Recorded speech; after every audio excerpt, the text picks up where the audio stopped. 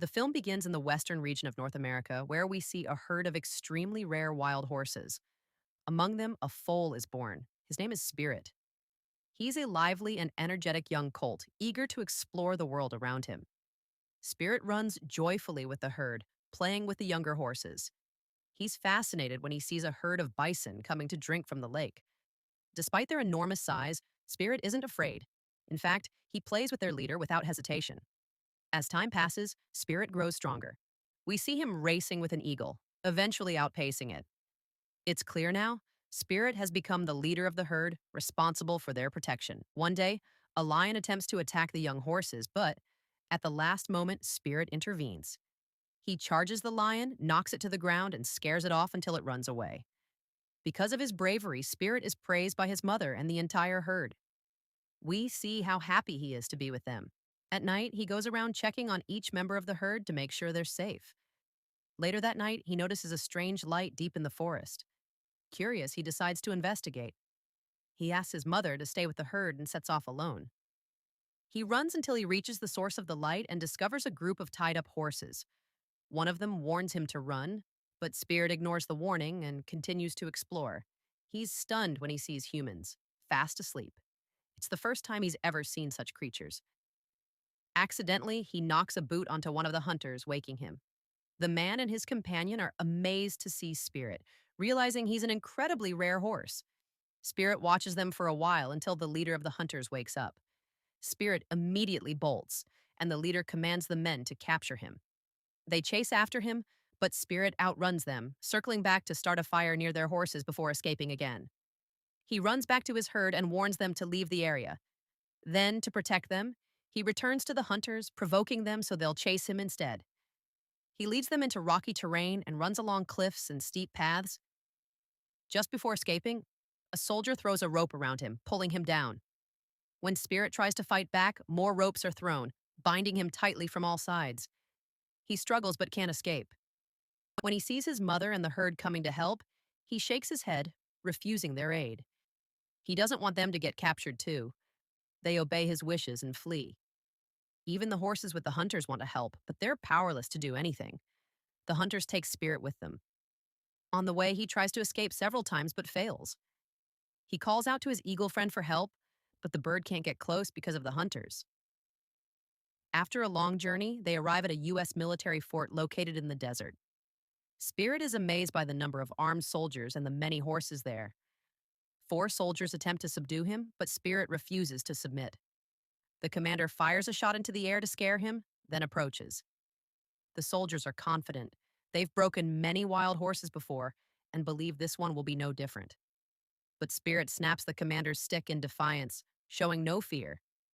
They tie him up in a pen meant for new horses. A man comes to cut his mane, but Spirit bites him. Furious, the man orders the soldiers to tie Spirit more securely and returns to finish cutting. When he tries to fit a horseshoe, Spirit kicks him hard, knocking him out. The man loses his temper and demands Spirit be bound from all sides. But even that doesn't stop him. Spirit breaks free, knocks the man unconscious, and continues resisting. Next, the soldiers move Spirit to the training yard, trying to break him. They place a bridle on him to control him, but it has no effect. Every time a soldier tries to ride him, Spirit runs, bucks, and throws them off. One by one, he hurls every soldier to the ground. The other horses watch in awe, cheering him on. But the commander grows furious. The soldiers, on the other hand, are terrified. None dare approach Spirit anymore as he throws them out of the training yard, one after another. He eventually charges toward the commander himself, who stands his ground. He then orders the soldiers to tie Spirit to a post and deny him food or water for 3 days. Spirit is tied in the middle of the training yard. No matter how hard he tries, he can't break free. At night, he looks up at the sky, longing deeply for his mother and the rest of the herd. The next morning, Spirit wakes up feeling very thirsty. He watches as the colonel drinks water. Suddenly, the soldiers arrive, dragging with them a Native American man named Little Creek. They inform the colonel that this man had been stealing from their supplies. The colonel orders them to tie him up and deprive him of food and water. When Little Creek sees Spirit, he's surprised by his appearance. So different from the soldiers. From that moment on, Little Creek tries to play with Spirit, but Spirit shows no interest at all. That night, Spirit hears a strange sound coming from Little Creek and realizes he's communicating with someone outside the camp. Suddenly, a knife is thrown next to him. Little Creek moves his foot carefully and manages to grab it without anyone noticing. Shortly after, the soldiers wake up to go protect the railway from native attacks. The colonel, however, is more concerned about Spirit. He asks the soldiers if it has been 3 days without food and water for him. They confirm, and the colonel decides to start breaking Spirit's will. He tries to tame Spirit, who resists fiercely, running, dodging, and smashing into the walls to throw him off. But Spirit is too weak from hunger and thirst. Sadly, his strength fails and he can't continue running. The colonel feels victorious, believing he has finally broken Spirit. He parades him proudly among the soldiers and speaks about continuing the railway project. He emphasizes the need for more horses and claims they must eliminate the native tribes to succeed. He believes that with time and punishment, any horse can be broken. At that moment, Spirit gets furious. He pulls off the bridle and runs wildly, tossing the colonel into the air and sending him crashing to the ground. The other horses cheer in their own way, and Little Creek is amazed by what he sees. The colonel is enraged. He pulls out his gun and aims it at Spirit, but Spirit remains unafraid. Just before he pulls the trigger, Little Creek breaks free, jumps on Spirit's back, and they ride off together. They free the other horses, too. Little Creek punches a soldier and takes his weapon. Spirit dashes to the stable where the other horses are locked. Little Creek uses the gun to break the lock. He and Spirit escape, followed by a herd of horses. They all flee the camp. After they part ways, Spirit is happy to finally return to his herd. But suddenly he hears Little Creek calling for his mare, Rain. He mounts her, and 2 of his friends appear and recapture Spirit. Spirit is upset. Little Creek and his friends return to their tribe with Spirit and tie him inside a corral. Little Creek approaches and removes the bridle from Spirit's mouth. The next morning, Spirit is happy to find apples beside him and eats them eagerly. He is mesmerized when he sees Rain and tries to get her attention, but she ignores him. He watches sadly as she happily plays with Little Creek. Later, Little Creek tries to tame Spirit, but he fails, and his friends laugh at him. Spirit escapes the corral, but Rain blocks his path and scolds him. Then, Little Creek gets an idea. He ties Rain's rope to Spirit and asks her to calm him down. He opens the corral gate for them. Spirit is thrilled and runs off, ready to return to his herd, but Rain stops him. She sits on the ground and wraps the rope around herself so he can't drag her. Spirit is amazed by her, and his feelings begin to change. Rain takes Spirit on a tour of the village, showing him the people, including children. Spirit is happy to see that the tribe treats horses kindly. He plays with a small girl and gently steps back so she doesn't cry, feeling joy from the experience. While eating with Rain, he notices she wants an apple she can't reach. He picks it for her and gives it to her, but she refuses to eat it alone. She invites Spirit to share it with her. Their bond grows stronger. Later, Spirit plays with Little Creek, who is still trying to tame him. Spirit teases him, allowing him to get close. Just as Little Creek tries to mount him, Spirit tricks him and throws him off. Little Creek's friends laugh, but Spirit spooks and chases them off as well. Spirit approaches Little Creek again, and Little Creek tells him he won't try to ride him anymore, that no one deserves to. He opens the corral gate and tells Spirit he's free to go. At first, Spirit is hesitant, but then he walks out and looks back at Little Creek with appreciation before leaving. He finds Rain again, who is happy to see him free. He invites her to come with him to join the herd, but Rain refuses. She wants to stay with Little Creek in the tribe. Suddenly, the ground begins to tremble. They see the soldiers and the colonel approaching, ready to attack the village. Rain and Spirit run back quickly to defend the tribe. Suddenly, they heard a rumble in the ground and saw the soldiers, led by the camp commander, heading out to attack the tribe. Reno and Spirit quickly rushed toward the village to help its people, who were already fighting off the soldiers. Kirk mounted Reno and leapt to attack the commander, but the commander fired his gun at Reno, causing him to fall into the river. Just before the commander could kill Kirk, Spirit intervened, knocked the commander down, and saved Kirk as well. Spirit ran as fast as he could to reach Reno, who had been swept away by the river. He dove into the water at full speed, got close to Reno, and managed to reach her. But unfortunately, the current was too strong, and Spirit couldn't carry her out. They both ended up falling off a high waterfall. A while later, Spirit emerged from the water and found Reno lying unconscious on the riverbank. Saddened that she couldn't move, he approached her, lay down beside her, and stayed with her all night, wishing she would be okay.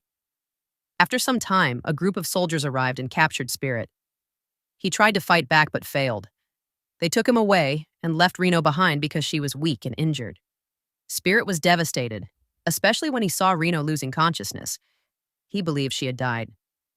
Feeling broken, he gave up and went with the soldiers. After the soldiers left, Kirk arrived, checked on Reno, and was deeply saddened by what had happened. He decided to save Spirit, just as Spirit had once saved him.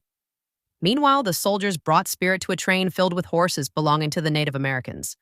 The horses were overjoyed to see Spirit and tried to comfort him, but he remained heartbroken, believing Reno had died.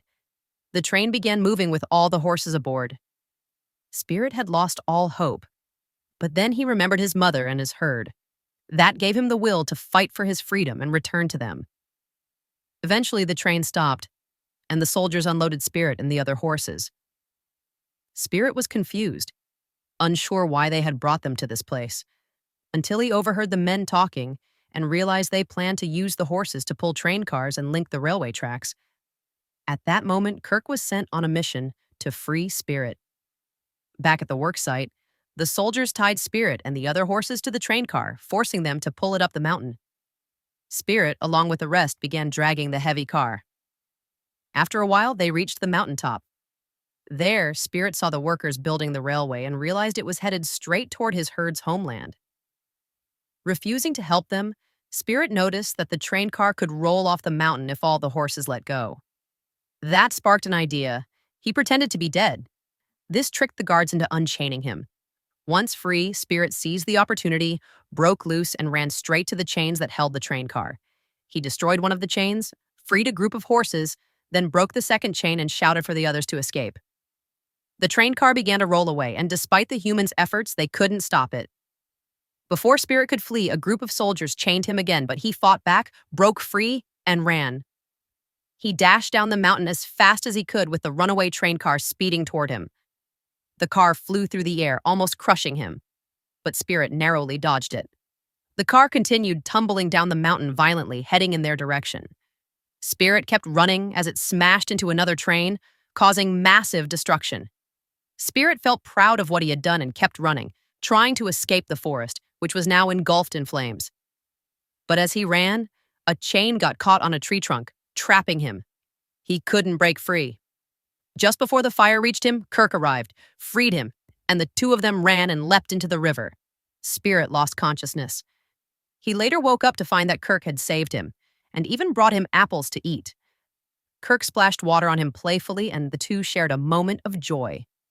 Spirit was truly happy that Kirk hadn't abandoned him and had come back to rescue him. But suddenly, the camp commander appeared with a group of soldiers, and they opened fire. As Kirk ran, he fell to the ground. Spirit turned back, picked him up, and ran to escape from the pursuing soldiers. Spirit kept running fast until they reached a rocky area. The soldiers followed. Kirk grabbed a stick, wedged it between two rocks, and knocked down one of the soldiers. Then he leapt from a rock and landed on Spirit's back again. The soldier chasing them hit a rock and fell. Spirit stopped at the cliff's edge just in time before falling. He helped Kirk strike another soldier, then kept running until they reached the top of a rock. There, they realized there was no way to escape. Yet despite all odds, Spirit refused to surrender. He looked across to the other side. Spirit looked toward the other side of the cliff. The distance was vast, but he gathered his courage, leapt with all his might, and soared through the air. Kirk was overjoyed as they flew together, while the camp commander and his soldiers stood in awe, stunned by the sight of Spirit flying through the air. Spirit successfully landed on the other side, feeling immense pride in what he had accomplished. Because of his bravery and determination, the commander ordered his soldiers not to shoot. Instead, he showed respect for Spirit's strength and perseverance, looking at him with admiration before walking away with his men. Spirit and Kirk were filled with joy. They danced happily together, and Kirk mounted Spirit's back once again. They galloped off swiftly. After some time, they arrived at Kirk's tribe. There, Spirit became emotional, thinking about Rain. But then came the surprise. Rain was alive. Spirit had never forgotten her, no matter what had happened. Kirk asked Spirit to take care of her. Spirit approached him, hugged him warmly, then turned to Rain. The three reunited joyfully. Kirk bid them farewell with a smile. proud to be the reason for their freedom. He walked away, leaving Spirit and Rain to run together through the wild. After a long journey, Spirit was thrilled to see his eagle friend soaring above. He finally reached his herd, who welcomed him with great happiness. Spirit embraced his mother, who was overjoyed to see him again. Then he ran freely alongside his mother and the entire herd. At last, they were truly free. And in the end, don't forget to support us with a like and subscribe to the channel so you don't miss upcoming videos and check out the ones you may have missed. See you soon.